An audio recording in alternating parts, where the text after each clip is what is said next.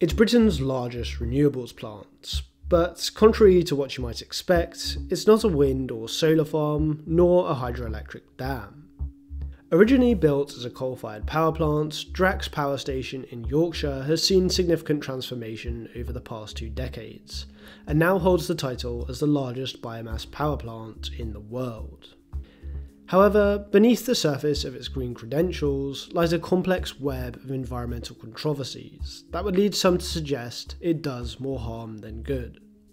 In the last year, the plant has frequently popped up in the news for a host of topics, ranging from confrontations with protesters, to fines around inaccurate sourcing information, and potential plans to implement carbon capture and storage infrastructure.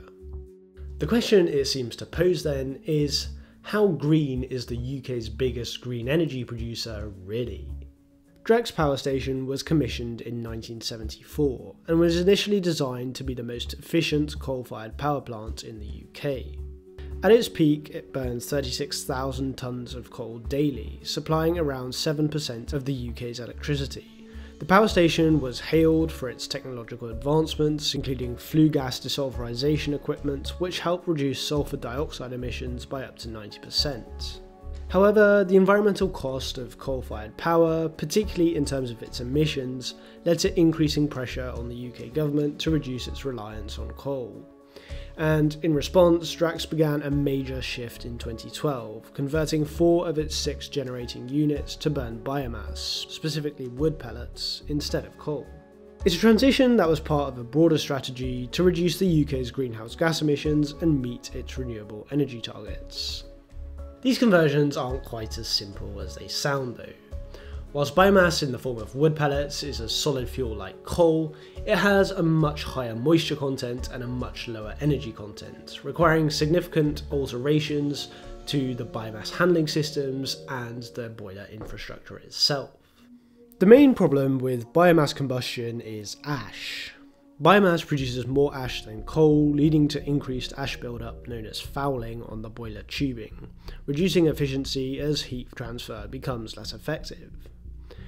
Additionally, the biomass ash tends to have a lower melting point than coal ash, causing the formation of a substance known as slag, which can cause further complications by clinging onto boiler surfaces and causing blockages. Avoiding these effects in the case of Drax required significant modifications to the burners in the boilers. Other changes were also made to control combustion of the new fuel and to the post-combustion flue gas treatment to meet emission standards. Now, Drax's conversion to biomass was hailed as a significant step towards reducing the UK's carbon emissions. Biomass is considered a renewable energy source because it's derived from organic materials, such as wood, which can be replanted and regrown. Drax now claims that it produces 12% of the UK's renewable electricity, enough to power about 4 million homes. The green credentials of biomass, though, are something that have been widely disputed.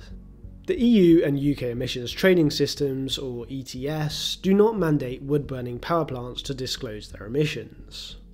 The carbon neutrality of biomass is based on this assumption that the carbon dioxide released during combustion is offset by the carbon absorbed by the plants when they grew. Yet this balance, as you can imagine, is not as straightforward as it appears. The process of harvesting, transporting, and processing wood pellets is energy intensive and emits significant amounts of carbon dioxide in itself. Furthermore, the time lag between the release of carbon dioxide when the wood is burned and the absorption of that carbon by new trees can span decades, leading to what scientists call a carbon debt. One of the most significant controversies surrounding Drax's biomass conversion, though, is the sourcing of wood pellets. The majority of Drax's biomass is imported from the United States and Canada, where vast swathes of forest are being harvested to meet the demand. Whilst Drax insists that it sources its wood pellets from sustainably managed forests, numerous environmental groups have raised concerns about deforestation, biodiversity loss, and the impact their operations are having on local communities. Just last month, a planned protest camp by activist group Reclaim the Power was disbanded by police outside the plant. The concerns come as a result of shady biomass sourcing that undermine both Drax's carbon neutrality claims as well as threatening biodiversity and ecosystems in the regions where the biomass is sourced. An investigation completed by BBC Panorama earlier this year revealed that Drax obtained over 40,000 tonnes of wood from so-called old-growth forests in 2023. As the name suggests, old growth refers to forests that have reached a mature state and have developed over a long period of time without significant disturbance from human activities. They're vital carbon sinks and typically home to a diverse range of species.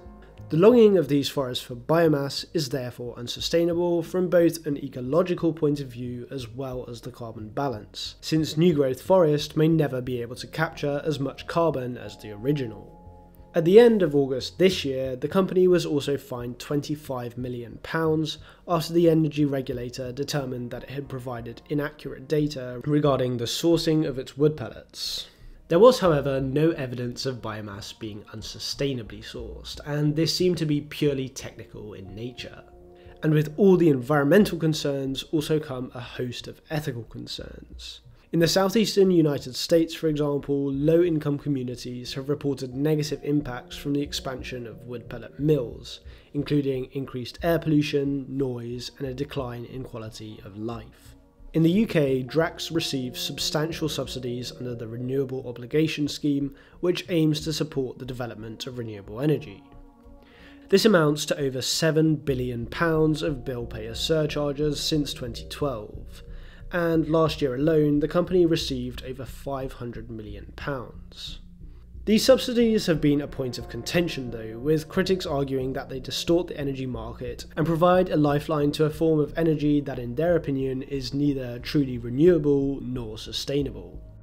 Instead, they argue that the money spent on biomass could be potentially better spent on genuinely low carbon energy sources like solar or wind power.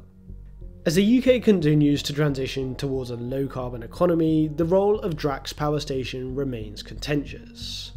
On the one hand, Drax is seen as a crucial component of the UK's renewable energy strategy, helping to ensure energy security and reduce dependence on fossil fuels.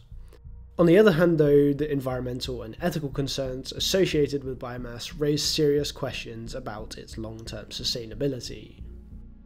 The future of Drax and biomass in the UK's energy mix will therefore likely depend on the outcomes of ongoing policy debates. The UK government is under increasing pressure to reconsider the subsidies provided to biomass and to tighten regulations on the sourcing of its wood pellets. One aspect that could alter the conversation though is the implementation of bioenergy with carbon capture and storage, or BECCS technology in the plant.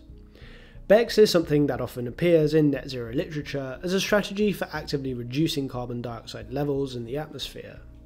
The key idea behind it is to grow biomass for energy, capturing the resulting carbon dioxide emissions and then storing them underground. Theoretically at least, this would ensure a definite zero emission credential for Drax, even if forests weren't being adequately replanted.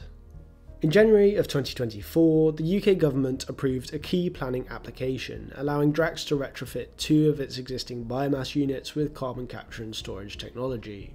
Once fully operational, Drax's BECCS units are anticipated to capture and store around 8 million tonnes of carbon dioxide annually, significantly reducing the carbon dioxide emitted by the plant. Additionally, studies suggest that the BECCS project could save the UK economy up to £15 billion between 2030 and 2050 by providing a cost-effective route to net zero. The investment in this technology also aims to boost the local economy by creating up to 10,000 jobs during the peak of construction and securing 7,000 long-term positions in the Humber region. It's something that, on paper at least, seems great. But I guess the question we have to ask ourselves is, are we trying to meet climate goals or ecological goals? Because with BECCS, there's a chance the latter will be ignored in favour of the former. Whilst BECCS may not solve the carbon accounting problem for Drax, that's not to say they won't continue to claim wood from old-growth forests critical to biodiversity and not easily restorable. Drax Power Station's transformation from a coal giant to renewable energy leader is emblematic of the broader challenges and nuances facing the global energy transition. Whilst its shift to biomass has allowed it to claim a role in Britain's progression to net zero, its true environmental benefit is far more complex. As the UK seeks to meet its climate goals, many would say it's imperative that policymakers critically assess the true impact of biomass and consider alternative pathways to a genuinely low-carbon energy future. I'm Luke, and this was The Upshift.